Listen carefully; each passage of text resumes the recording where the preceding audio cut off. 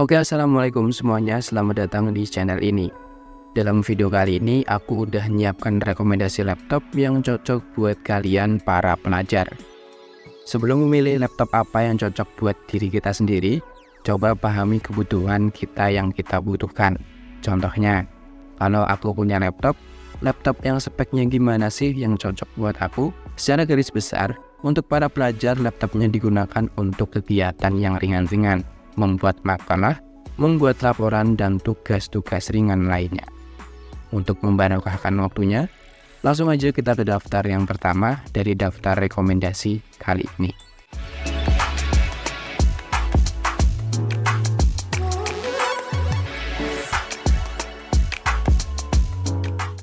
Di daftar yang pertama untuk rekomendasi kali ini adalah Axio Hub 3.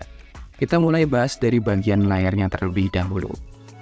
Untuk layarnya, Axio Hub 3 ini menggunakan layar IPS berukuran 14 inch dengan resolusi Full HD 1920x1080 pixel. Yang mana layar ini cukup baik untuk keperluan belajar, editing sederhana, dan nonton video. Layar juga menggunakan non-glare yang dapat mengurangi pantulan bayangan dan memiliki bingkai tipis di sisi kanan dan kirinya. Lanjut di bagian prosesornya, Axio Hub 3 ini menggunakan prosesor dari Intel dengan tipe Intel Core i3 1005G1 dengan GPU Intel UHD Graphic. Lanjut di bagian memori RAM-nya, Axio Hub 3 ini menggunakan RAM yang berkapasitas 8GB DDR4 3200 MHz single channel.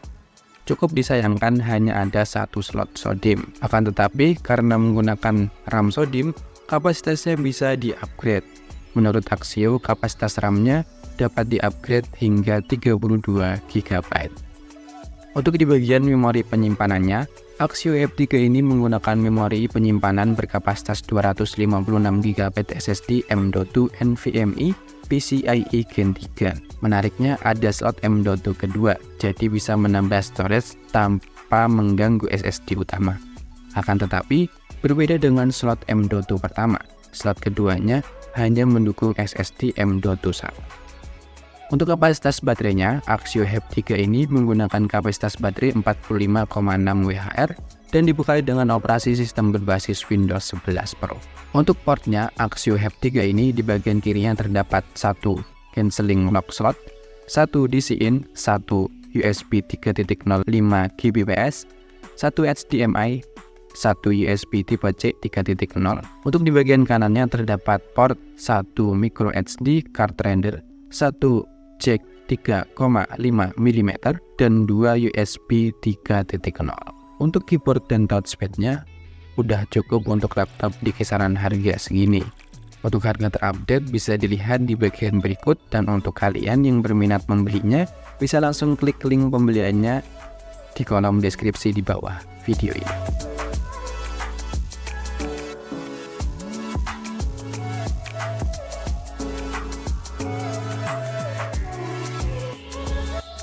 Di daftar yang kedua untuk rekomendasi kali ini adalah Lenovo IdeaPad Slim 3i.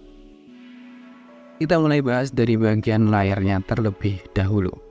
Untuk layarnya, Lenovo IdeaPad Slim 3i ini menggunakan layar TN 14 inch dengan resolusi Full HD 1920x1080 pixel.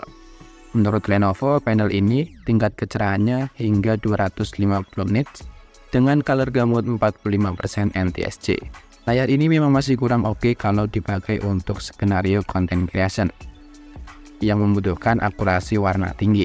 Tapi kalau konten kreatornya tidak membutuhkan akurasi warna yang tinggi, laptop ini sebenarnya masih mumpuni kalau dipakai untuk editing ringan, apalagi resolusinya sudah Full HD, bukan lagi HD.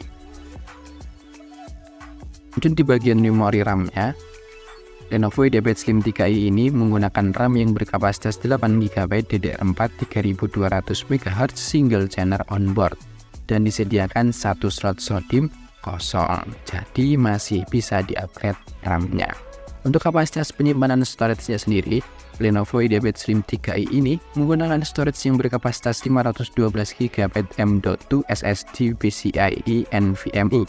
Menariknya, kalau kapasitasnya kurang besar, kamu bisa menambah SSD atau harddisk SATA 2,5 inch di dalam laptop ini. Tentunya kabel dan breakernya disediakan saat membeli laptop ini. Lanjut di bagian penyimpanan baterainya, Lenovo IdeaPad Slim 3i ini menggunakan baterai yang berkapasitas 38 Wh dan menggunakan operasi sistem berbasis Windows 11.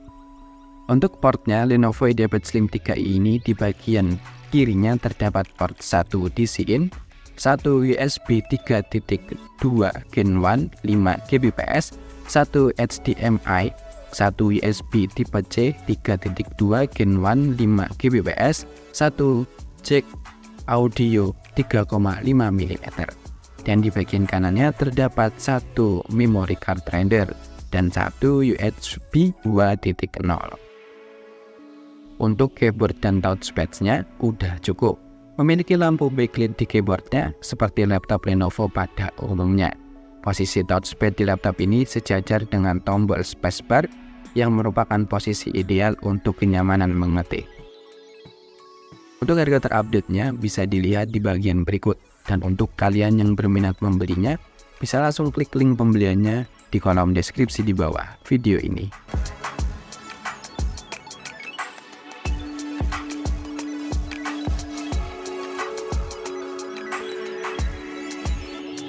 Di daftar yang ketiga untuk rekomendasi kali ini adalah HP 14 EM0014AU.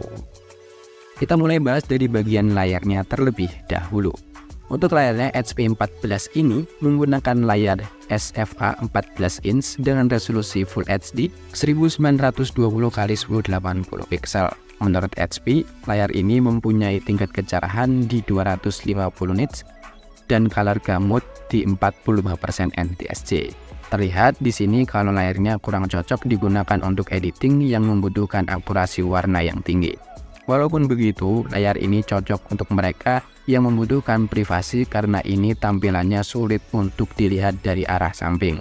Untuk permukaan layarnya bebas dari pantulan karena menggunakan lapisan anti-glare sehingga lebih nyaman saat digunakan. Pinggul layarnya juga sudah menggunakan desain micro edge yang tipis untuk di bagian kanan, kiri, dan atasnya. Lanjut di bagian prosesornya, HP 14 ini menggunakan prosesor dari AMD dengan tipe AMD Ryzen 3 7320U dengan GPU AMD Radeon 610M Integrated Graphics. Untuk memori RAM-nya, HP 14 ini menggunakan RAM yang berkapasitas 8GB LPDDR5 5500 MHz dual channel 64 bit onboard yang tidak dapat di-upgrade. Dan untuk kapasitas storage-nya, HP 14 ini menggunakan storage yang berkapasitas 512GB SSD M.2 PCIe Gen 4 yang dipasang ke slot M.2 PCIe Gen 3. Dan untuk kapasitas baterainya, HP 14 ini menggunakan kapasitas baterai berkapasitas 41 Wh dan dibekali dengan operasi sistem Windows 11. Untuk portnya HP 14 ini, di bagian kirinya terdapat 1 USB 3.2 Gen 1 5 Gbps, 1 HDMI, 1 USB tipe C 3,2 Gen 1 5 Gbps, dan 1 audio combo jack 3,5 mm.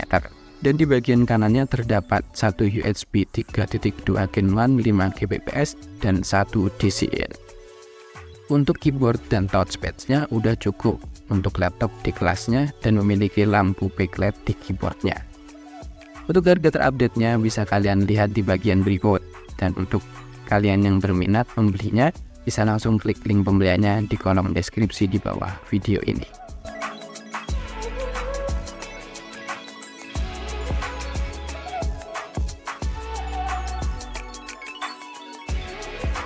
Di daftar yang keempat untuk rekomendasi kali ini adalah Asus VivoBook Go 14. Kita mulai bahas dari bagian layarnya terlebih dahulu.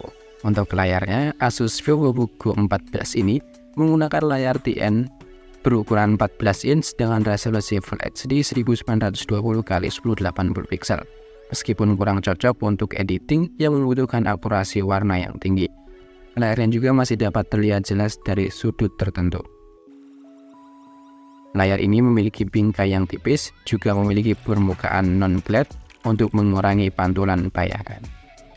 Untuk di bagian prosesornya, Asus VivoBook Go14 ini menggunakan prosesor dari AMD dengan tipe AMD Ryzen 3 7320U dengan GPU AMD Radeon 6 10M Integrate Graphics.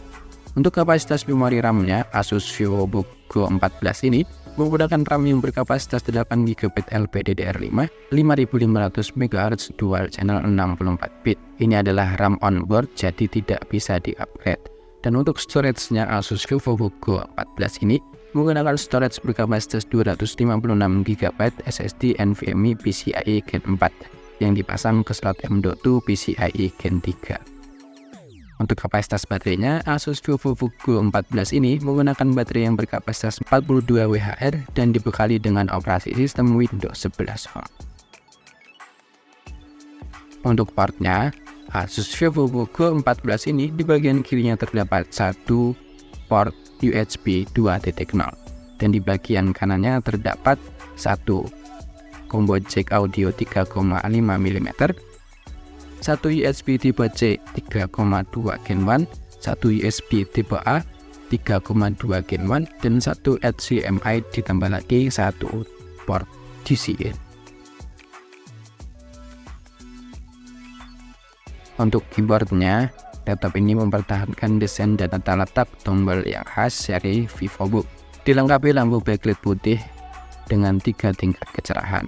Untuk touchpadnya yang ditempatkan di posisi center to body sejajar dengan tombol spacebar dan ALT di bagian kanan.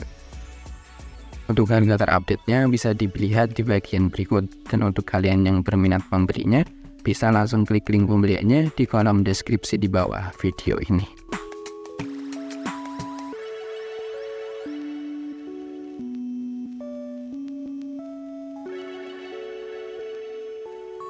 Di daftar yang kelima untuk rekomendasi kali ini adalah Advan Workflow. Kita mulai bahas dari bagian layarnya terlebih dahulu.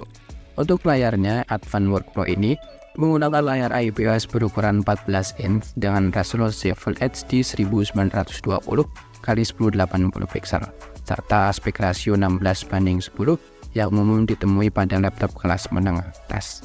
Permukaan layar matte atau anti-glare memberikan kenyamanan penggunaan tanpa gangguan pantulan cahaya. Bingkai layar kanan dan kirinya sangat tipis, sementara bingkai atas sedikit lebih tebal karena menampung kamera. Untuk prosesornya, Advan Workflow ini menggunakan prosesor dari Intel dengan tipe Intel Core i5 1035G7 dengan GPU Integrate Graphics Intel Iris Plus. Untuk kapasitas memori RAM-nya, Advan Workflow ini menggunakan RAM yang berkapasitas 8GB DDR4 3200 hot DIMM single channel. Terdapat 2 slot SODIMM. Satu sudah terisi dan dapat di-upgrade menjadi 16GB dual channel. Dan untuk kapasitas penyimpanan storage-nya sendiri, ini menggunakan kapasitas storage yang berkapasitas 256GB SSD NVMe PCIe. Kapasitasnya agak kecil tanpa slot ekspansi tambahan.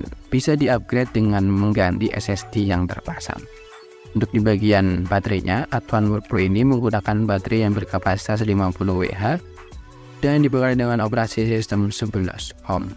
Untuk portnya, Advan Workflow ini di bagian kirinya terdapat port 1 USB tipe C, hanya bisa ngecas saja, charging only, satu USB 3.1 Gen 1 5Gbps, satu HDMI, satu USB 3.2 Gen 1 dengan Type-C 5Gbps yang mendukung power delivery, display out, dan data transfer. Dan di bagian kanannya terdapat port 1 audio jack combo 3,5 mm, satu USB 2.0, satu USB 3.1 Gen 1 5Gbps. Untuk harga terupdate-nya bisa kalian lihat di bagian berikut, dan buat kalian yang berminat bisa membelinya di link yang udah aku siapkan di kolom deskripsi di bawah video ini.